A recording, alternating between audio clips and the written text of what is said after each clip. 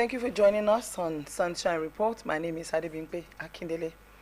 The Minister of Petroleum Resources, Gas, retired Right Honorable Ekperikpe Ekpo has commended Ondo State Governor Lucky Aiyedatiwa for ensuring adequate security and creating an enabling environment that continues to attract investors.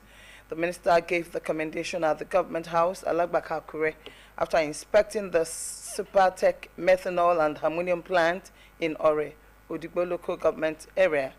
He emphasized that the initiative aligns with President Bola Tinubu's directive to harness Nigeria's abundant natural gas resources to drive economic transformation and industrial development.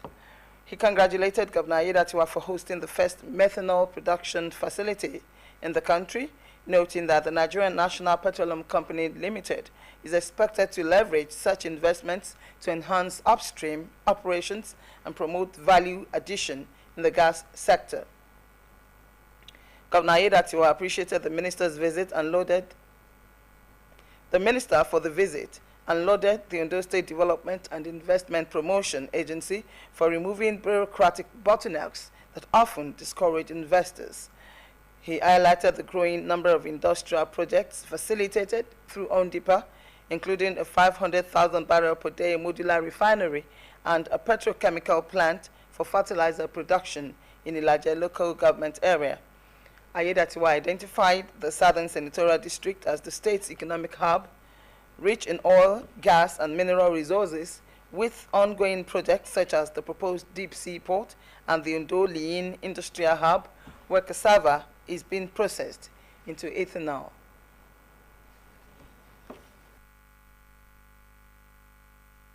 Mr. President emphasized the fact that natural gas should be taken advantage to drive the economy of the nation.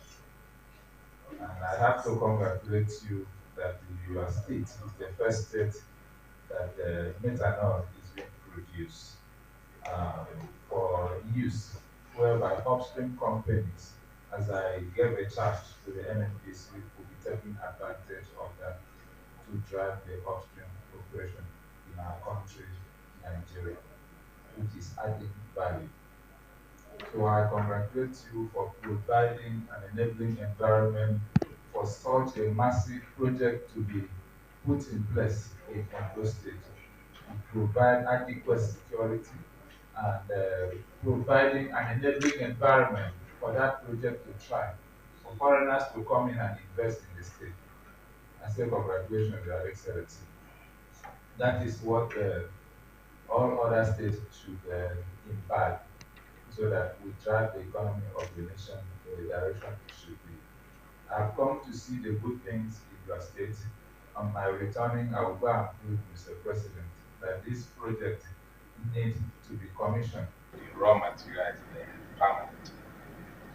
So some of these things we have, we are going to market of the state to work, so that those who are looking for a destination to invest can look at that direction, so that the economy of the state can grow, the people also can benefit maximally.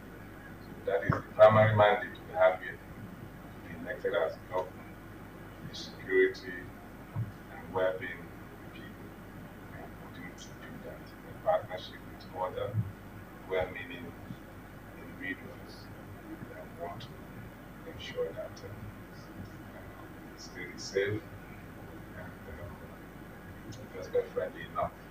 We know that we are not fully there yet. We're going to strive in terms of other infrastructure. Our roads, thank God, the federal government is now doing the road visualization of Norway to Akure. It's because you went on a front. There's no way you could have got into that location without passing through that route. And it's very, very important because the airport is here in Akure. It's not everybody that can afford a chopper. So dualization is already ongoing from Akure down to Ore. And I'm taking it out from Ore to Bar, because already I'm doing to part of block of dualization. So that even when you fly into Akure within an hour, you should be able to travel a very good road down to the southern central where, like I said, the wealth of this state is literally domiciled. So thanks to the President for that beautiful project and for other reforms that he has embarked upon that is yielding results already across the nation. Minister of State for Petroleum Resources, Gas, Ekperikpe Ekpo, and Governor Lucky Aiyedatiwa there. Teachers are often described as the backbone of any nation, the silent builders of human capital who shape the minds that define the future. But Nigeria's classrooms are fast losing these nation builders, as in recent years, the country has witnessed a troubling shortage of teachers, worsened by poor welfare and brain drain. Blessing Obey reports on the growing crisis and what can be done to exit it.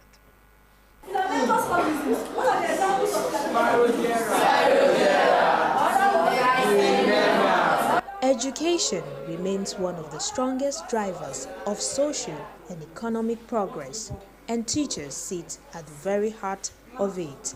Yet, Nigeria's education system is currently facing a manpower drought. According to the Universal Basic Education Commission, as of 2025, only about 910,000 teachers are serving more than 31 million pupils across both public and private primary schools nationwide, a ratio of roughly 1 teacher to 34 pupils, far above UNESCO's recommended 1:25 standard. The National Bureau of Statistics also reports that the number of registered primary school teachers grew by just 4.3% between 2020 and 2022, from 1.41 million to 1.47 million, a rate far below population and enrollment growth. Behind these figures lies a deeper problem. Many teachers are leaving the profession and even the country in search of better pay and opportunities. Experts say the trend is linked to poor remuneration, irregular promotion, outdated training systems, and low societal respect for teachers. We have brain drain. We have people migrating from Nigeria to other climes to want to work, not because there's no job here in Nigeria, but they haven't gotten that job satisfaction. Government on its own have tried severally to want to motivate people to remain, to take up teaching as a profession. Part of those things they did then was to now say anybody who is going to college education, they will be paying them 50,000 naira as allowance. For anybody going to the university, give them 75,000 as allowance. But I continue to say that even if you give them 1 million naira to go and study education, by the time they finish and they are out of school, insofar as government is not taking care of the welfare of teachers as priority, they will also veer off into other professions. They will travel out of the country. So what could be done now is that the government is going to put up a special package for teachers. They should recognize teachers as those who are the builders of other professions.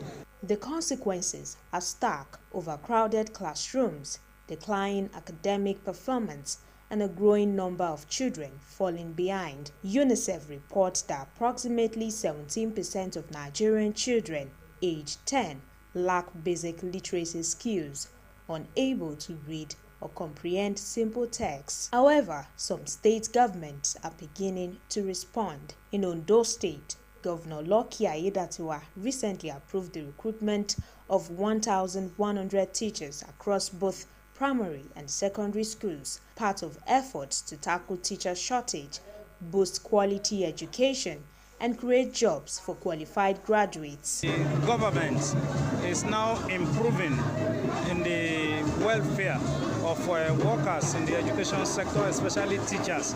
With Ondo State recruiting a large number of teachers, both in the primary school subsector and the secondary school subsector, I think the improvement has really come on board and the brain drain syndrome has drastically reduced. Education stakeholders believe the Nigerian needs to replicate such initiatives nationwide, backed by better pay, continuous professional development, housing, and health incentives. and policies that restore respect and dignity to the teaching profession. They also call for partnerships with the private sector and international organizations to strengthen teacher training and retention. Experts agree that solving the teacher shortage and brain drain challenge begins with valuing teachers, not just in words, but in action and policy.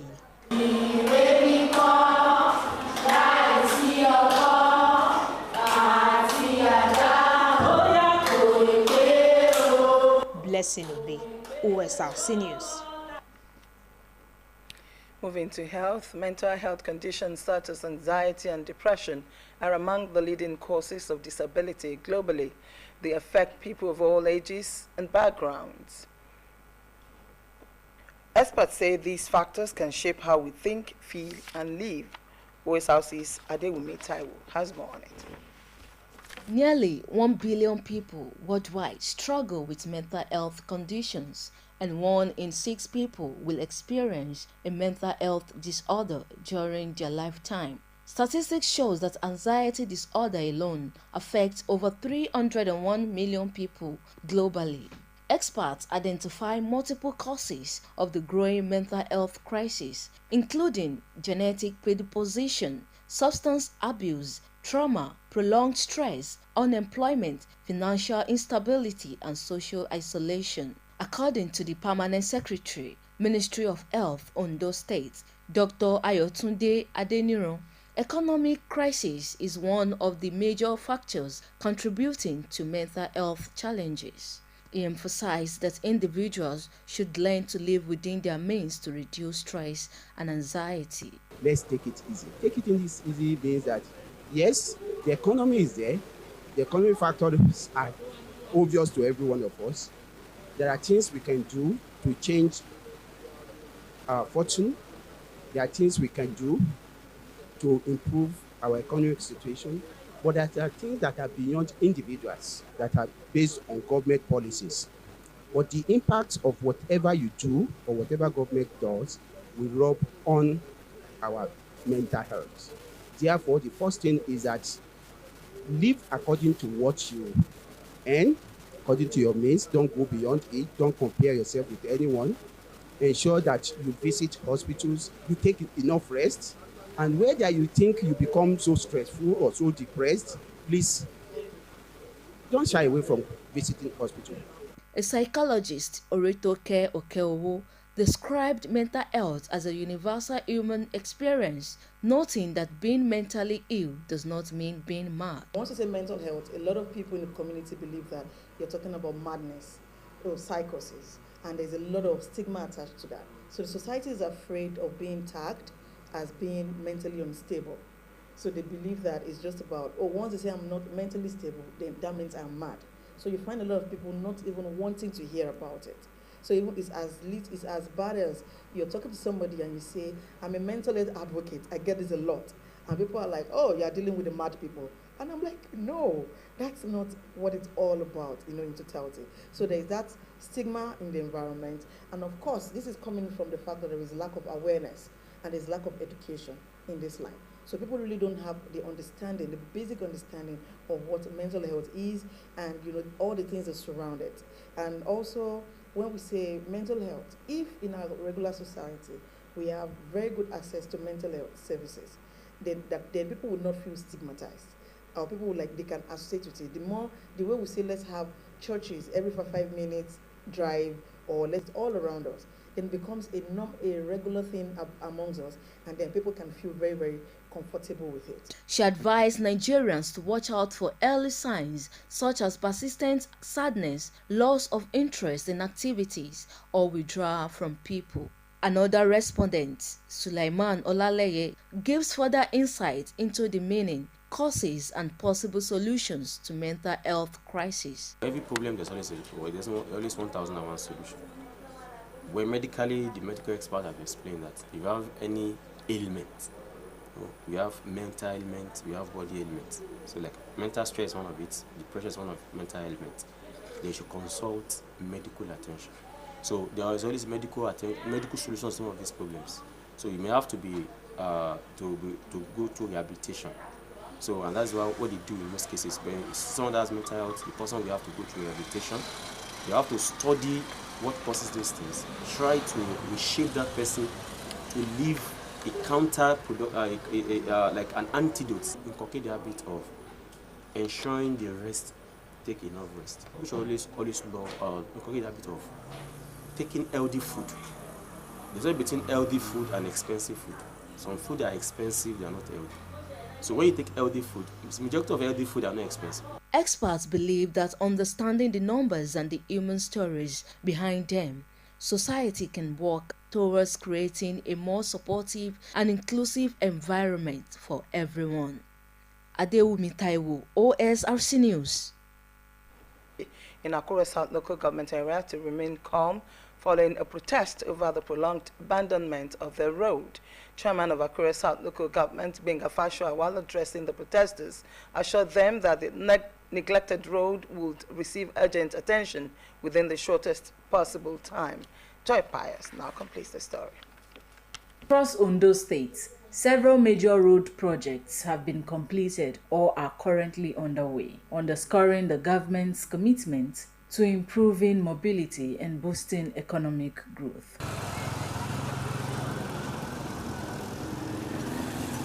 Among the roads recently approved for completion by the State Executive Council is the Ijoka Road, a development many residents hoped would finally bring an end to years of neglect and hardship.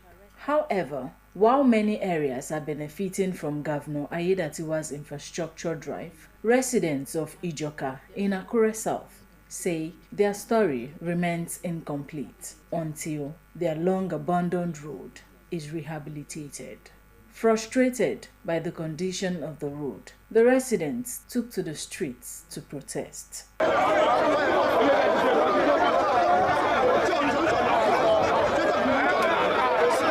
The youths blocked the busy road, leaving hundreds of commuters stranded. The protesters, who came out in large numbers, expressed their displeasure over the condition of the road, saying it has been left unattended for too long. They called on the government to take urgent steps to rehabilitate it and ease their suffering. You should have mercy on us and do this road for us, because he's our brother.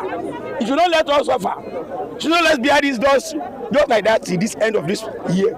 Please help us beg him. Well, please and please, we plead to him. Although it is his duty, but we should plead. It's our duty to plead, because even though we fight, nothing will happen. So we are pleading. We should plead to him that he should help us to do the road. Please and please. It's affecting us. It's affecting our children. It's affecting our youth. Even rainy season, we are not enjoying the road. And dry season also, we are not enjoying the road. Aṣọ tá bá fi sórí anga lásán láì wọ gbogbo ànídọ́sì ojoojúmọ́ lèèyàn clean aṣọ bẹ́ẹ̀dì ojoojúmọ́ lèèyàn nulẹ̀ even though orí chef concept dvd gbogbo ẹ̀ dọ́sì àbò adẹ́tọ̀dọ̀ wọn ọ̀dẹ̀ rẹ́dí láti bá ìgbà òjò báyìí accident máa pọ̀ lọ́nà ẹni ẹ̀rọ ẹni mi tá gbé wá sí fámà tá gbé lọ sí Abitoye tá máa gbé lọ sí state hospital tó ọ̀dẹ̀ ní attend láti rẹ́dí láti dáyàn lóhùn kò yẹ kó rí bẹ́ẹ̀. fún aṣọ lọ́yìn nǹkan tá a fẹ́ kàn nìyẹn àwọn èèyàn tẹ́ bá wọ àwọn èèyàn sí wọn lè lọ bí iṣẹ́ wọn lè ṣe kankan wọ́n tó wá wọṣọ white ẹ wò mí síbẹ̀sì mo lọ sáàtì ní mi ilé wọṣọ tó wù mí because I want to face the dust that's what mo ṣe wọṣọ tí mo wọ̀ yìí. Chairman of Akure South Local Government, Benga Fashua, addressing the protesters, assured them that their grievances would be addressed promptly. The reason why we are voted into office is to protect life and properties. For that, we are ready to uphold this. Having seen this, I am assuring them that since there is an approval that had been given, on this road, and I assure them that in space of 2 weeks, our contractor will be here. That work in no long time come back. For Ijoka residents, completing this road project would not only bring relief, but also serve as proof of equitable development across Akure and Ondo states. Joy Pius, Osrc News. The Ondo State government has reaffirmed commitment to forest restoration and sustainable forestry policies, a requirement by the European Union for creating a viable global market for cocoa trading. Commissioner for Agriculture and Forestry Olaleye Akinola made the assertion while briefing newsmen in Akure on the agitation by some cocoa farmers who was asking for a reduction in the levy charged by the government for the purpose. Omori Olangbeji has more. In compliance with the European Union Deforestation Regulation Policy, the Ondo State government proposed a framework requiring each farmer operating within forest reserves to pay specific levies. The total amount is 250,000 naira per hectare, 150,000 naira for polygamy mapping, and 100,000 naira for agroforestry activities with a farming permit valid for 5 years.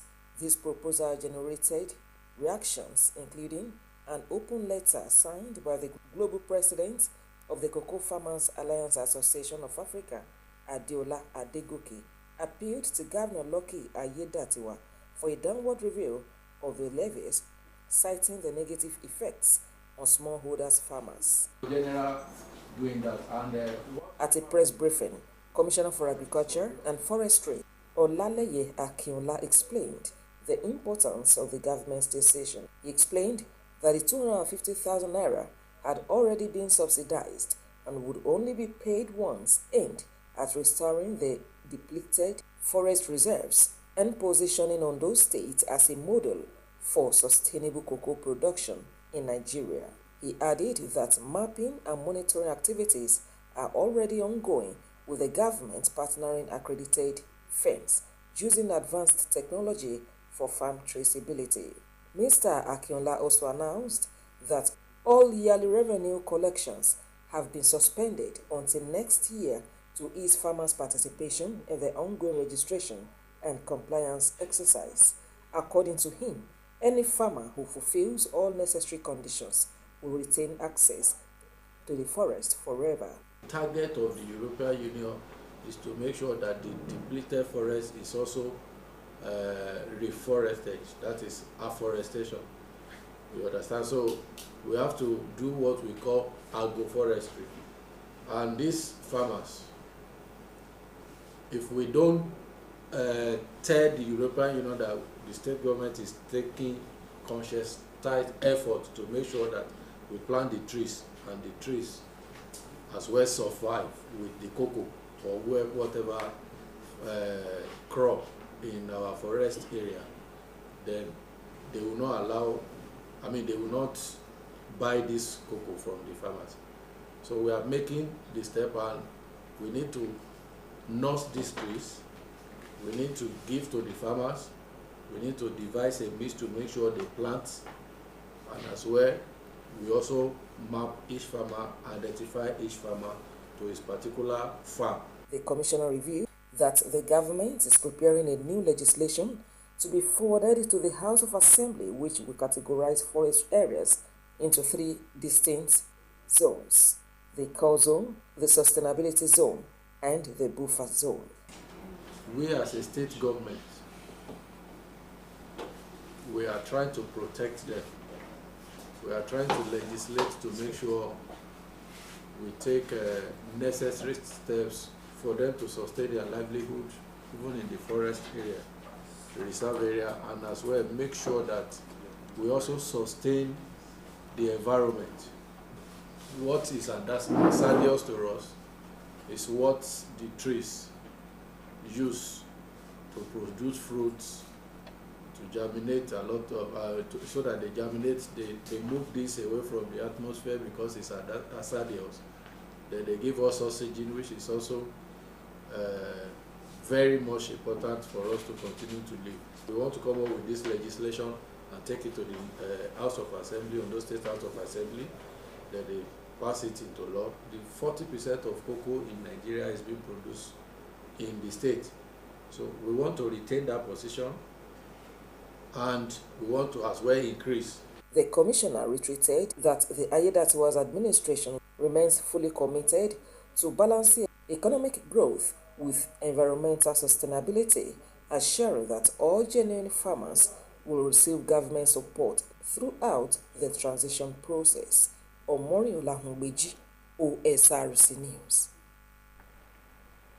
The Ondo State First Lady pre-season tournament for women's football teams has ended with Sunshine Queens defeating Fortress Ladies by 1-0. Wife of the governor, Mrs. Oluwaseun Ayedatiwa, at the closing ceremony of the tournament, said the initiative was designed to celebrate talent, passion, discipline, and the unyielding spirit of young women. Omoniola Mbeji again reports that 6 teams participated in the tournament that took place at the Akure Sports Stadium.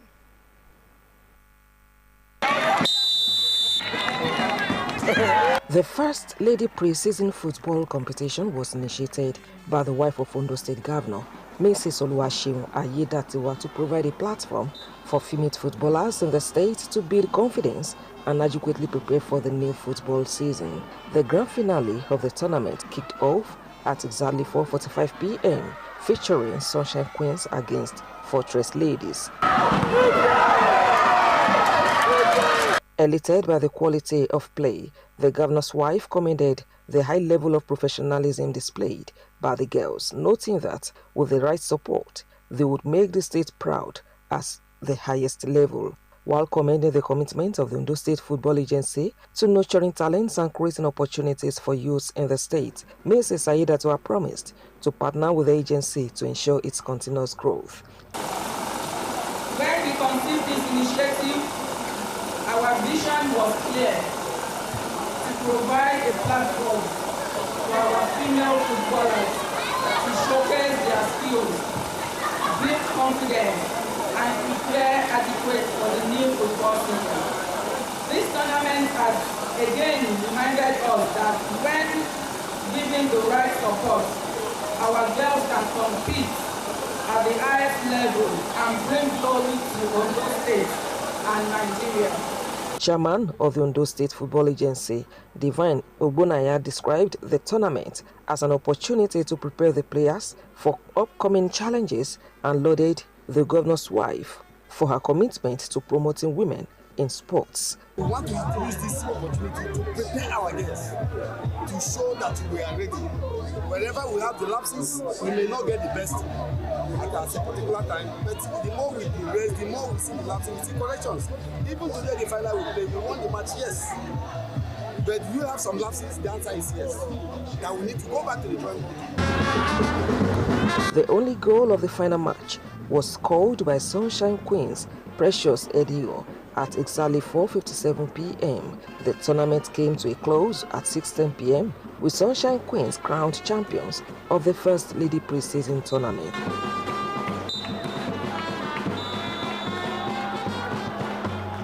Aside from trophies and medals, Fortress Ladies went home with a cash prize of 300,000 naira, while the winners, Sunshine Queens, received 500,000 naira.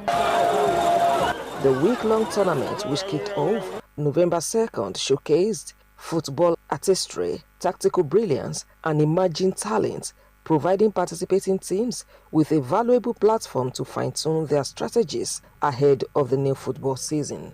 Omoniola Mbeji, Osrc News. That's Sunshine Report. Join us later in the evening for more reports. Good afternoon.